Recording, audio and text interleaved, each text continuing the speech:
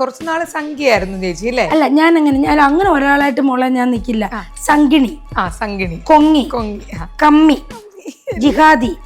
പിന്നെ പോസ്റ്റ് ഇടുന്നതിനെല്ലാം ചേച്ചിക്ക് ഓരോ വള്ളിയായിട്ട് വരും അല്ലേ? ഇപ്പൊ എന്നാന്ന് വെച്ചാൽ ലാലേട്ടന്റെ പടത്തിൽ അടുത്ത ചാൻസ് കിട്ടുമെന്നോ, പൃഥ്വിരാജ് അടുത്ത് ഡയറക്റ്റ് ചെയ്യാൻ പോകുന്ന പടത്തിൽ എന്നെ നായികയാക്കുമെന്നോ, അല്ലെങ്കിൽ ആന്റണി പെരുമ്പാവൂര് അടുത്ത് നിർമ്മിക്കുന്ന എല്ലാ പടത്തിലും എനിക്ക് അമ്മവേഷം തരുമെന്നോ എന്ന് ആഗ്രഹിച്ചിട്ടല്ലല്ലോ ഞാൻ ആ പോസ്റ്റ് ഇട്ടിരിക്കുന്നത്. എനിക്ക് എമ്പുരാനിൽ ആദ്യം കണ്ടപ്പോൾ എനിക്കൊന്നും തോന്നിയില്ല. എനിക്ക് ബുദ്ധിയും ബോധം ഉറക്കാത്തതുകൊണ്ടാണോ എന്ന് എനിക്കറിയത്തില്ല. അതിനകത്തുള്ള സംഭവ വികാസങ്ങളെ കുറിച്ചൊന്നും ഞാൻ നോക്കിയില്ല. പോസ്റ്റ് ഇട്ട് കഴിഞ്ഞിട്ട് എൻ്റെ പൊന്നു ദൈവമേ, എനിക്കൊരു സോഷ്യൽ മീഡിയയിൽ വന്ന് പറയാൻ പറ്റുന്ന തെറികളുടെ അഭിഷേകങ്ങളായിരുന്നു. അത് വെറും ഒരു തെറിയടി, ഇന്ന ആളെ എന്നല്ല വിളിക്കുന്നേ, അതല്ലേ കോമഡി. പിന്നെ ലാലേട്ടൻ്റെ കഥ മുതൽ ഇങ്ങോട്ട് തുടങ്ങും. ഞാൻ അങ്ങേരുടെ കൂടെ ആകെ ഒരു പടത്തിലും കണ്ട ചെയ്തിട്ടുള്ളത്. ഞാൻ എൻ്റെ അമ്മൂമ്മയെ കണ്ട ഓർമ്മ പോലും ഇല്ല. അമ്മൂമ്മയൊക്കെ എഴുന്നേറ്റ് വന്ന് എൻ്റെ മുമ്പിൽ വന്ന് നിന്നിട്ടുണ്ട് ഇത് കേട്ടിട്ട്. ഇപ്പോഴത്തെ നമ്മുടെ ഏറ്റവും വലിയ പ്രശ്നം മതവും രാഷ്ട്രീയവും തമ്മിൽ അങ്ങ് ഭയങ്കരമായിട്ട് കൂട്ടിക്കലർത്തുക. അവരതിനു വേണ്ടി എന്ത് വേണേലും ആരെ വേണമെങ്കിലും തെറി വിളിക്കും, ചീത്ത വിളിക്കും എന്നുള്ള ഒരു ഘട്ടത്തിലേക്ക് വന്നിരിക്കുക.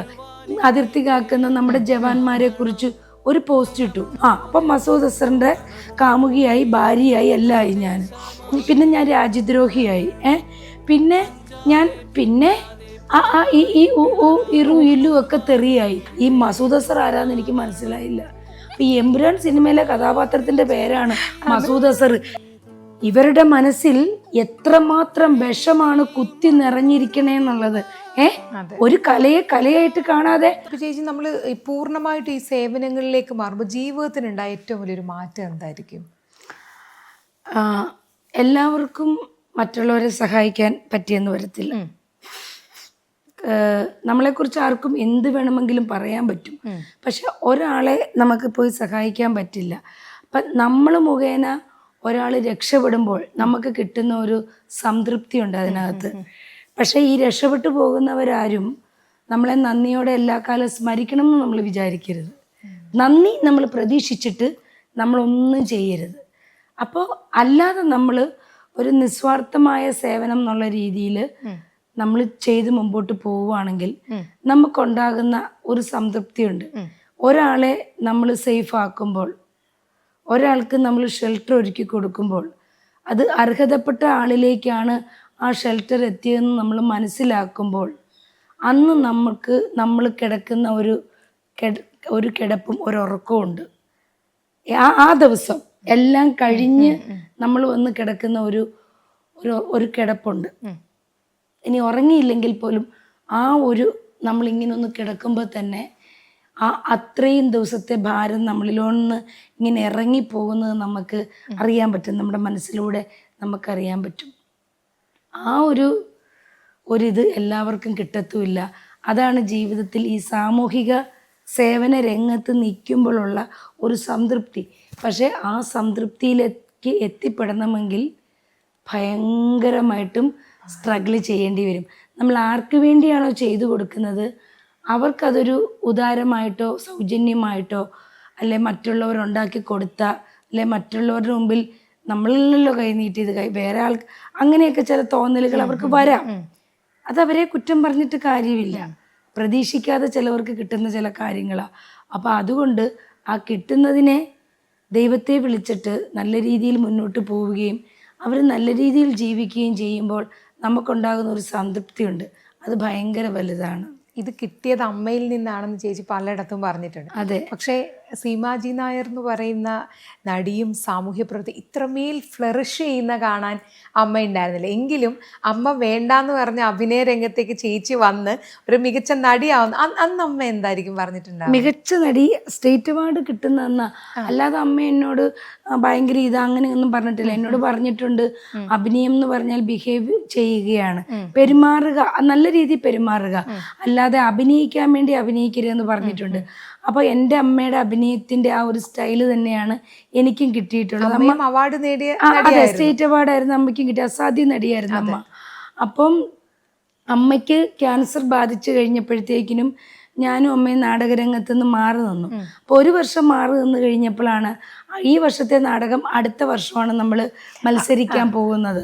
അപ്പോൾ ഒരു വർഷത്തെ ഗ്യാപ്പിന് ശേഷം അമ്പിളി എന്ന് പറഞ്ഞ ഒരു കുട്ടിയാണ് എനിക്ക് പകരം വന്നത്.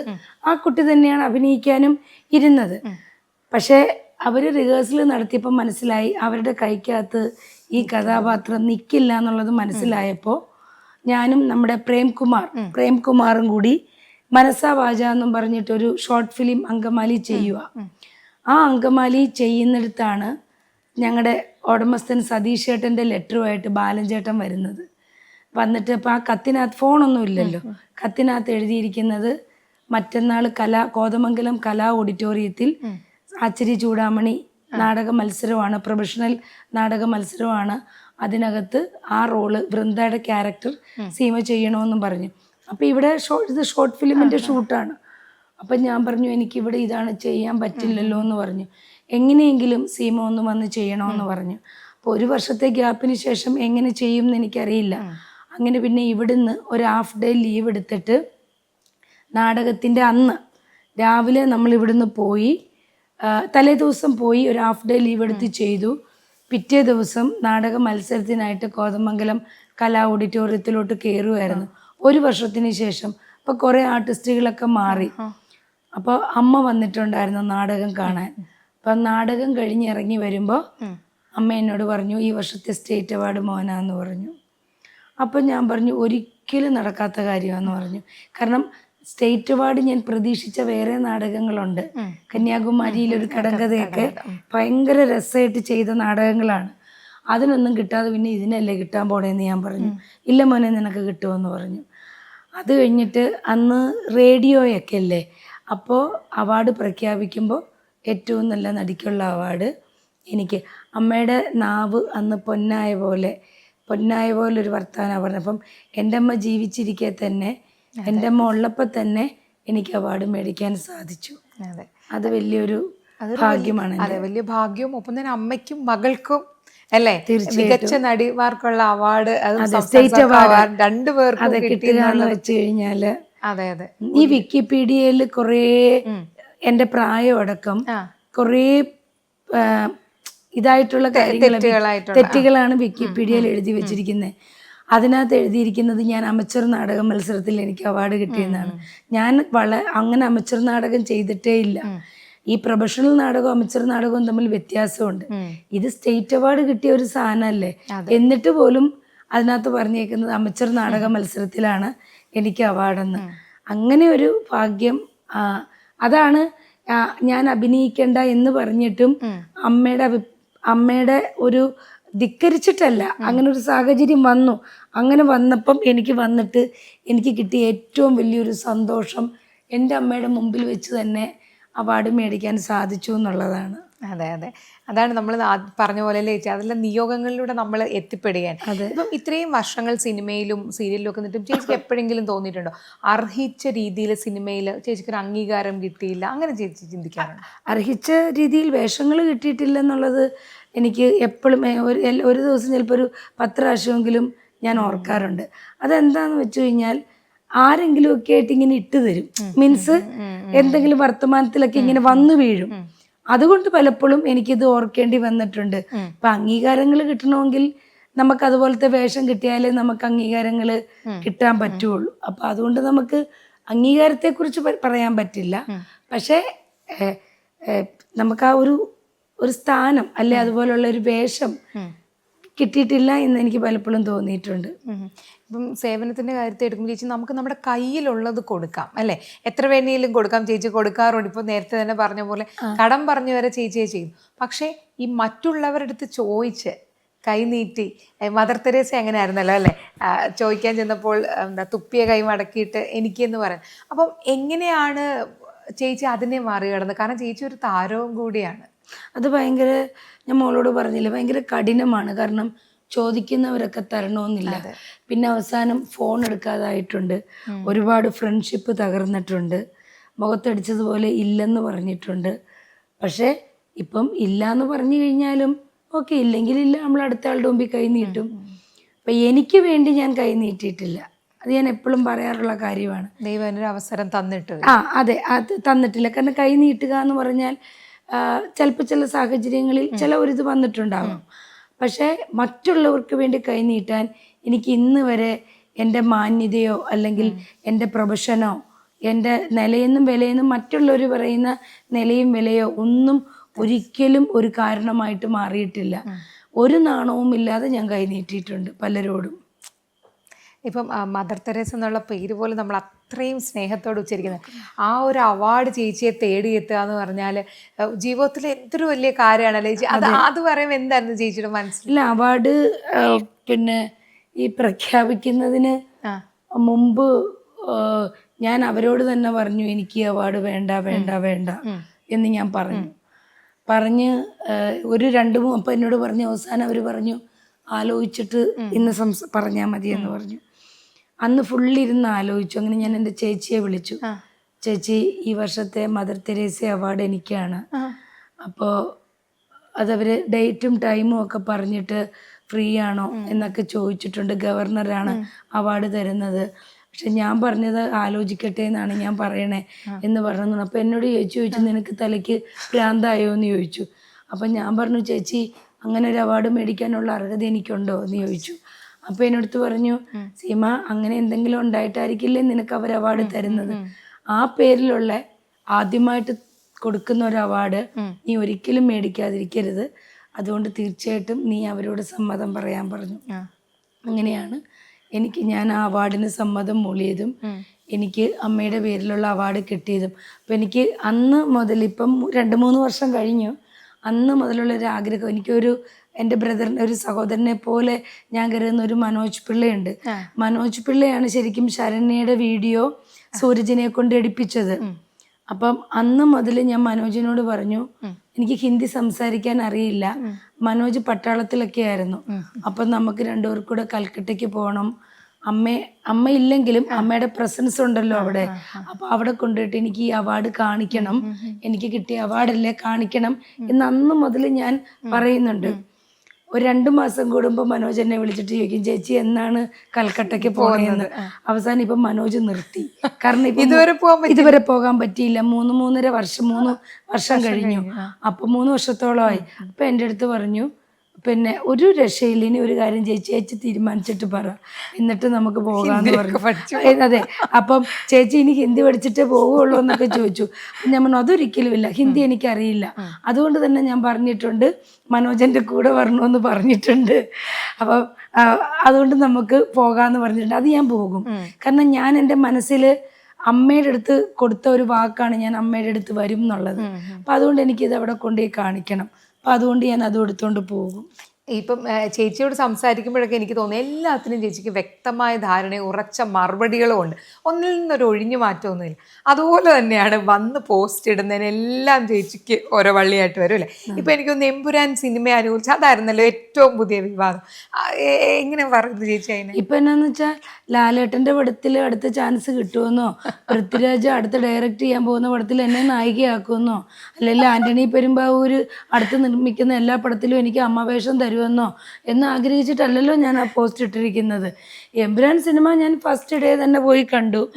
എനിക്ക് എമ്പുരാനിൽ ആദ്യം കണ്ടപ്പോൾ എനിക്കൊന്നും തോന്നിയില്ല. എനിക്ക് ബുദ്ധിയും ബോധം ഉറയ്ക്കാത്തതുകൊണ്ടാണോ എന്ന് എനിക്കറിയത്തില്ല. അതിനകത്തുള്ള സംഭവ വികാസങ്ങളെ കുറിച്ചൊന്നും ഞാൻ നോക്കിയില്ല. ഞാൻ ടെക്നിക്കൽ സൈഡ് നോക്കി. പിന്നെ ഇത്രയും പൃഥ്വിരാജ് ആണെങ്കിലും ആൻ്റണി പെരുമ്പാവൂർ ആണെങ്കിലും ലാലേട്ടനാണെങ്കിലും ഒരുപാട് രാജ്യങ്ങളിൽ പോയി അതിനെടുത്ത് ഷൂട്ട് ചെയ്ത് അതിനെടുത്തൊരു എഫേർട്ടുണ്ട്. ആ എഫേർട്ടിനെ നമുക്ക് അംഗീകരിക്കാതിരിക്കാൻ പറ്റില്ല. അല്ലാതെ ഇതിനു മുമ്പ് നടന്ന കലാപത്തെക്കുറിച്ചോ പിന്നെ നടന്ന കലാപത്തെക്കുറിച്ചോ ഒന്നും ദൈവത്തിനാണ് സത്യം ഞാൻ ചിന്തിച്ചതേയില്ല. അപ്പം ഞാൻ ഈ പറഞ്ഞ പോലെ കയറി ഒരു പോസ്റ്റ് ഇട്ടു, അതിനെ അനുകൂലിച്ചൊരു പോസ്റ്റ് ഇട്ട് കഴിഞ്ഞിട്ട് എൻ്റെ പൊന്നു ദൈവമേ, എനിക്കൊരു സോഷ്യൽ മീഡിയയിൽ വന്ന് പറയാൻ പറ്റുന്ന തെറികളുടെ അഭിഷേകങ്ങളായിരുന്നു. അതായത് എല്ലാ A മുതൽ തുടങ്ങി Z വരെയുള്ള തെറികൾ എന്നെ വിളിച്ചിട്ടുണ്ട്. എന്നെ തെറി വിളിക്കുന്നത് മാത്രമല്ല, എനിക്ക് ഒരിക്കലും അതായത് ഒരു ഏറ്റവും അടുത്ത കൂട്ടുകാരോട് പോലും തുറന്നു പറയാൻ പറ്റാത്ത രീതിയിലുള്ള തെറികളാണ് എന്നെ ആരാണോ എനിക്കറിയില്ല അവർ വിളിച്ചിട്ടുള്ളത്. വിളിച്ചവർക്കറിയാം ആരൊക്കെയാണ് എന്നെ വിളിച്ചതെന്ന്. അവസാനം എനിക്ക് ഇതെല്ലാം കൂടി നമ്മുടെ പേജിൽ പോസ്റ്റ് തികയാതെ വന്നു തെറികൾ. അപ്പം ഞാൻ കുത്തിയിരുന്ന് ഡിലീറ്റ് ചെയ്യാൻ തുടങ്ങി. ഡിലീറ്റ് ചെയ്യുമ്പോൾ ബൂമറാങ് പോലെ തിരിച്ച് 150 തെറി വരും. അത് വെറും ഒരു തെറിയടി, ഇന്ന ആളെ എന്നല്ല വിളിക്കുന്നേ, അതല്ലേ കോമഡി. പിന്നെ ലാലേട്ടൻ്റെ കഥ മുതൽ ഇങ്ങോട്ട് തുടങ്ങും. ഞാൻ അങ്ങേരുടെ കൂടെ ആകെ ഒരു പടത്തിലും കണ്ടാ ചെയ്തിട്ടുള്ളത്, മഹാസമുദ്രത്തില്. അത് മുതൽ അങ്ങോട്ട് തുടങ്ങും. അപ്പൊ അങ്ങനെ തുടങ്ങി എൻ്റെ അപ്പൂപ്പനും അമ്മൂമ്മയും ഒക്കെ, ഞാൻ എൻ്റെ അമ്മൂമ്മയെ കണ്ട ഓർമ്മ പോലും ഇല്ല. അമ്മൂമ്മയൊക്കെ എഴുന്നേറ്റ് വന്ന് എൻ്റെ മുമ്പിൽ വന്ന് നിന്നിട്ടുണ്ട്. ഇത് കേട്ടിട്ട് എന്നോട് ചോദിച്ചിട്ടുണ്ട്, നീ എന്തിനാടി, ജാനകി എന്നാണ് പേര്, എന്തിനാടി നീ തന്നെ കേൾപ്പിച്ചിട്ടുള്ളതെന്നൊക്കെ സങ്കടപ്പെട്ട് ചോദിച്ചിട്ടുണ്ട് അമ്മൂമ്മയൊക്കെ. ഇതുപോലത്തെ തെറിവിളിയായിരുന്നു. പക്ഷേ ഒരു കലയെ കലയായിട്ട് കാണാൻ ഇവർക്കാർക്കും സാധിക്കുന്നില്ലെന്നാ. ഇപ്പോഴത്തെ നമ്മുടെ ഏറ്റവും വലിയ പ്രശ്നം മതവും രാഷ്ട്രീയവും തമ്മിൽ അങ്ങ് ഭയങ്കരമായിട്ട് കൂട്ടിക്കലർത്തി കഴിഞ്ഞാൽ അവരതിനു വേണ്ടി എന്തു വേണേലും ആരെ വേണമെങ്കിലും തെറി വിളിക്കും, ചീത്ത വിളിക്കും എന്നുള്ള ഒരു ഘട്ടത്തിലേക്ക് വന്നിരിക്കുക. പിന്നെ ഇവരുടെയൊക്കെ ഒരു ധാരണയുണ്ട്, ഇവരെയൊക്കെ സോപ്പിട്ട് ഞാൻ ചാൻസ് മേടിക്കാൻ വേണ്ടിയിട്ട് ചെയ്തതാണ്. അതെങ്ങനെയാണ് ഒരു പോസ്റ്റ് ഇട്ടെന്നും പറഞ്ഞ് അവരെനിക്ക് ചാൻസ് തരുന്നത്? ഈ പോസ്റ്റ് ഇട്ട് നീ ഇത്രയും തെറി കേട്ടില്ലേ എന്ന് ചോദിച്ച് എന്നെ ആരും വിളിച്ചിട്ടില്ല. അല്ലെ കാരണം അത് പ്രതീക്ഷിച്ചിട്ടാണോ നമ്മൾ പോസ്റ്റ് ഇടുന്നത്? അല്ല. അപ്പോൾ എനിക്ക് എൻ്റെ ധാരണയിലുണ്ട്, അതിനി ഇവരെത്ര കിടന്ന് തെറി വിളിച്ചാലും തല കുത്തി നിന്നാലും എനിക്ക് ഞാൻ ഇടേണ്ട സാധനങ്ങൾ ഞാനിടും. ഇപ്പം നമ്മുടെ അതിർത്തി കാക്കുന്ന നമ്മുടെ ജവാന്മാരെ കുറിച്ച് ഒരു പോസ്റ്റ് ഇട്ടു. എൻ്റെ പൊന്നി ആ പോസ്റ്റിൻ്റെ താഴെ വന്നിട്ട് നീ മസൂദ് അസൂറിൻ്റെ, അപ്പം ഞാൻ കോമഡി എന്നാന്നറിയോ, ഈ മസൂദ് അസർ ആരാന്ന് എനിക്ക് മനസ്സിലായില്ല. അപ്പം ഈ എമ്പുരാൻ സിനിമയിലെ കഥാപാത്രത്തിൻ്റെ പേരാണ് മസൂദ് അസർ. ഈ സിനിമ വെണ്ടയ്ക്കാൻ മുഴുപ്പി കണ്ടിട്ട് ഇറങ്ങിപ്പോന്നു. മസൂദ് അസർ ആരാന്ന് എനിക്കറിയത്തില്ല. അപ്പം ഞാൻ മസൂദ് അസർ ആരാന്ന് ആരോട് ചോദിച്ചപ്പോഴാണ് പറഞ്ഞ് ഇതിങ്ങനെയാന്ന്. അപ്പം മസൂദ് അസറിൻ്റെ കാമുകിയായി, ഭാര്യയായി, എല്ലാം ആയി ഞാൻ. പിന്നെ ഞാൻ രാജ്യദ്രോഹിയായി. പിന്നെ ഈ ഇറു ഇല്ലു ഒക്കെ തെറിയായി. ഏത് ജവാന്മാരെ, അതിർത്തി കാക്കുന്ന ജവാന്മാരെ, അപ്പൊ എടി നീ മറ്റവളെ, നീ എമ്പുരാൻ, നീ അപ്പം നീ മറ്റവർക്ക് ഇതായിട്ടല്ലേടി നീ ചെയ്തത് എന്ന് ചോദിച്ചിട്ട് ഇപ്പൊ വന്ന് പോസ്റ്റ് ഇട്ടിരിക്കണു. അപ്പൊ ഞാൻ ആലോചിക്കുകയാണ്, ഇവരുടെ മനസ്സിൽ എത്രമാത്രം വിഷമാണ് കുത്തി നിറഞ്ഞിരിക്കണേന്നുള്ളത്. ഒരു കലയെ കലയായിട്ട് കാണാതെ അതും കഴിഞ്ഞ് എമ്പുരാൻ ഇവിടുന്ന് പോയി, എമ്പുരാൻ 100-200 കോടി കളക്ട് ചെയ്ത് എമ്പുരാൻ സുഖമായിട്ട് അടുത്തടുത്ത പടങ്ങളിൽ പോയി എമ്പുരാനും അഭിനയിക്കുന്നുണ്ട്, എമ്പുരാൻ്റെ ഡയറക്ടറും അഭിനയിക്കുന്നുണ്ട്. ഇപ്പോഴും എൻ്റെ പോസ്റ്റിൻ്റെ കീഴെ വന്ന് തെറിയുടെ പൂമാലയാണ്, പടക്കമാണ്. അപ്പം ഇന്നിപ്പോൾ ഞാൻ എൻ്റെ പോസ്റ്റിൽ 2-3 പേരുടെ ഈ തെറി വിളിച്ച 2-3 പേരുടെ പ്രൊഫൈൽ എടുത്തിട്ടിട്ടുണ്ട്. അപ്പോൾ ഈ പറ്റുമെങ്കിൽ ഇവരെ അറിയാവുന്നവരാരേലും ഉണ്ടെങ്കിൽ ഇവരുടെ വീട്ടുകാർക്കൊന്ന് കാണിച്ചു കൊടുക്കൂ. ഇപ്പം ട്രീറ്റ്മെൻറ്റിന് പറ്റിയ സമയമാണ്. ഇപ്പം മൂത്തിട്ടില്ല, തുടങ്ങുന്നതേ ഉള്ളൂ. അപ്പോൾ പറ്റുമെങ്കിൽ വീട്ടുകാർക്ക് കുഴപ്പമുണ്ടാകാതിരിക്കണമെങ്കിൽ അവരെ ഒന്ന് കൊണ്ടുപോയിട്ട് ചികിത്സിപ്പിക്കുമെന്ന് ഞാൻ എഴുതിയിട്ടുണ്ട്. അപ്പോൾ ആരെങ്കിലും എൻ്റെ പോസ്റ്റ് കൊണ്ട് കാണിച്ച് അവർ രക്ഷപ്പെടുന്നെങ്കിൽ രക്ഷപ്പെടട്ടെ. എന്നെ തെറി വിളിച്ചാലും കുഴപ്പമില്ല, അവരൊന്ന് ജീവിതത്തിൽ രക്ഷപ്പെട്ട് കണ്ടാൽ മതി. അതാണ് അങ്ങനെയുള്ള ഓരോ ദിവസവും. അതിന് മുന്നേയും ചേച്ചി കുറച്ച് നാള് സംഖ്യയായിരുന്നു ചേച്ചി അല്ലേ? അല്ല, ഞാൻ അങ്ങനെ ഒരാളായിട്ട് മോളെ ഞാൻ നിൽക്കില്ല. സംഗിണി, കൊങ്ങി, കമ്മി, ജിഹാദി, പിന്നെ ഒരെണ്ണം കൂടി ഉണ്ടല്ലോ, സംഗിണി, കൊങ്ങി, കമ്മി, ജിഹാദി, പിന്നെ ഒരു സാധനം കൂടി ഉണ്ടല്ലോ. അയ്യോ, ഞാനത് ഇന്നലെയും ഞാനിപ്പോൾ ഇവിടെ ഉരുവിട്ടുകൊണ്ട് നടക്കും, അങ്ങോട്ടും ഇങ്ങോട്ടും നടക്കുമ്പം സംഗിണി, കൊങ്ങി, കമ്മി.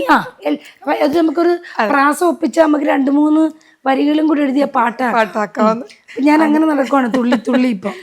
പക്ഷെ എന്തൊക്കെ വന്നാലും നമുക്ക് പറയാനുള്ളത് നമ്മൾ ഞാൻ പറയും. ഞാന് ആരുടെയും വീട്ടിൽ ചെന്ന് എനിക്ക് ഒരു നേരത്തെ ആഹാരം തരണേന്ന് പറയുന്നില്ല. അല്ലെ നിങ്ങൾ ആരെങ്കിലും എന്നെ കൊണ്ടുപോയിട്ടൊന്ന് സംരക്ഷിക്കണേന്ന് ഞാൻ പറയുന്നില്ല. എനിക്ക് എൻ്റെ അഭിപ്രായം പറയണ്ടേ. ഇഷ്ടമില്ലാത്തവർ എന്തിനാന്ന് എൻ്റെ പേജിൽ കയറി വന്ന് ഞാനൊരു രാവിലെ വന്നൊരു പോസ്റ്റ് ഇട്ട് കഴിഞ്ഞാൽ ഒരു പൊട്ടുണ്ടെങ്കിൽ, ഒരു ലിപ്സ്റ്റിക് ഉണ്ടെങ്കിൽ അവർക്ക് പ്രശ്നം, ഒരു റീൽസ് ഇട്ട് അത് അവർക്ക് പ്രശ്നം, എല്ലാം നമ്മുടെ നാട്ടുകാർക്ക് പ്രശ്നമാണ്. അതുപോലെ ഇതെല്ലാം മാറ്റി നിർത്തിയിട്ട് ചോദിക്കട്ടെ, ഇപ്പോഴും എങ്ങനെയാണ് ഇങ്ങനെ ഇരിക്കുന്നത്? അതൊന്ന് പറഞ്ഞു. നല്ല മനസ്സാദ്യം നന്നാക്കുക. മനസ്സ് നന്നാക്കാതെ ഈ നാട്ടുകാരോട് മുഴുവൻ കുശുമ്പും കുഞ്ഞാഴ്മയും പറഞ്ഞ് നടക്കണം. ചോദിച്ചെനിക്ക് തന്നെ പൊന്നു പറഞ്ഞു നടക്കണ പോലെ നടന്നാൽ അങ്ങനെയൊക്കെ ഇരിക്കുള്ളൂ. അല്ല, ഇപ്പൊ ഇങ്ങനെ കാണുമ്പോഴാട്ടോ ഇങ്ങനെയൊക്കെ പറഞ്ഞ് സ്ക്രീനിൽ വരുമ്പോ ഇനി എങ്ങനെയാണെന്ന് കണ്ടറിയണം. പക്ഷെ കാണുമ്പോൾ അതുപോലെ തന്നെ ഇരിക്കുന്നത് പറഞ്ഞ പോലെ തന്നെ ആ മനസ്സിന്റെ നന്മ കൊണ്ട് തന്നെ ആയിരിക്കും. ഇപ്പം ശരണ്യ ഇട്ട സ്നേഹസീമയുടെ ഭാവി പദ്ധതികൾ എന്തൊക്കെയാണ്? സ്നേഹസീമയ്ക്ക് മോളെ ഒരുപാട് പദ്ധതികളുണ്ട്. ഞാനൊരു ട്രസ്റ്റ് തുടങ്ങിയിട്ടുണ്ട്, അക്കൗണ്ടും ഓപ്പൺ ചെയ്തിട്ടുണ്ട്. പക്ഷേ എനിക്കത് ഏത് രീതിയിൽ എങ്ങനെ മുന്നോട്ട് കൊണ്ടുപോകണമെന്നുള്ളൊരു കൺഫ്യൂഷൻ ഉണ്ട്. അപ്പം അതുകൊണ്ട് ഞാനിങ്ങനെ നിൽക്കുവാണ്. അക്കൗണ്ടൊക്കെ തുടങ്ങിയിട്ട് ഇങ്ങനെ നിൽക്കുവാണ്. അപ്പം അതിന് പ്രോജക്റ്റുകൾ ഉണ്ടാക്കി ഏതെങ്കിലും കമ്പനികൾക്ക് പ്രോജക്റ്റുകൾ സമർപ്പിച്ച് അങ്ങനെ എന്തെങ്കിലും ചെയ്യാൻ പറ്റുമെങ്കിൽ ആരെങ്കിലുമൊക്കെ സഹായിച്ചാൽ നല്ല രീതിയിൽ മുമ്പോട്ട് പോകും. എന്താണെങ്കിലും ട്രസ്റ്റൊക്കെ തുടങ്ങിയിട്ടുണ്ട്. അപ്പം ഈ എന്തിനും വേണ്ടത് പണമാണ്. പണമില്ലാതെ ഒന്നും നടക്കില്ല. എല്ലാ ദിവസവും ഒരു മുറി വീട് പണിത് തരുമോ എന്ന് ചോദിച്ചിട്ട് വരുന്ന 100 കണക്കിന് മെസ്സഞ്ചറിലെ മെസ്സേജുകളുണ്ട്. എത്രയോ കുട്ടികളെ പഠിപ്പിക്കുമോ എന്ന് ചോദിച്ചു വരുന്നുണ്ട്. ഇതൊക്കെ എൻ്റെ മനസ്സിൻ്റെ ആഗ്രഹമാണ്. അതൊക്കെ നടക്കണമെങ്കിൽ ഇനി ഈശ്വരനും കൂടി കനിയണം. അപ്പോൾ ചേച്ചി പറഞ്ഞ പോലെ ഇത്രയും നല്ല മനസ്സിൻ്റെ ഉടമയാണെന്ന് ഞങ്ങൾക്ക് എല്ലാവർക്കും അറിയാം. ഇനിയും ഒരുപാട് കാര്യങ്ങൾ സീമ ചേച്ചിക്ക് ഈ നമ്മുടെ സമൂഹത്തിന് വേണ്ടി ചെയ്യാനുണ്ട്, ചെയ്തുകൊണ്ടേ ഇരിക്കുകയാണെന്ന് അറിയാം. അതുകൊണ്ട് തന്നെ സർവേശ്വരൻ എല്ലാ അനുഗ്രഹങ്ങളും ആരോഗ്യവും ആയുസ്സും പ്രാർത്ഥനകളും ഒക്കെ ചേച്ചിക്ക് നേരുകയാണ്. ഒരുപാട് സന്തോഷം ഇത്രയും നാളിന് ശേഷം ഇത്രയും സമയം എനിക്ക് വേണ്ടി തന്നതിന്. ഇനി വീണ്ടും അടുത്തൊരു സന്തോഷത്തിൽ കണ്ടുമുട്ടാമെന്ന് വിചാരിക്കുന്നു. താങ്ക് യു സോ മച്ച് ചേച്ചി. താങ്ക് യു പൊന്നി. കുറച്ച് നാൾ പൊന്നിയെ വെയിറ്റ് ചെയ്യിച്ചെങ്കിലും അത് മനഃപൂർവ്വം ഉണ്ടാക്കിയെടുത്ത തിരക്കുകളല്ല, വന്ന തിരക്കുകൾ തന്നെയാണ്. അത് പൊന്നിക്ക് അറിയാമായിരുന്നു. അപ്പം അത് കഴിഞ്ഞിട്ട് ശരിക്കും പറഞ്ഞാൽ ഇന്നും എനിക്ക് ഇത്തിരി പ്രശ്നമാണ്. നാളെ മുതൽ 22-ാം തീയതി വരെ വീണ്ടും തിരക്കാണ്. അപ്പോൾ എങ്കിൽ പോലും ഇത്രയും നേരം പൊന്നിയോട് സംസാരിക്കാൻ സാധിച്ചു. ഒരുപാട് സന്തോഷം.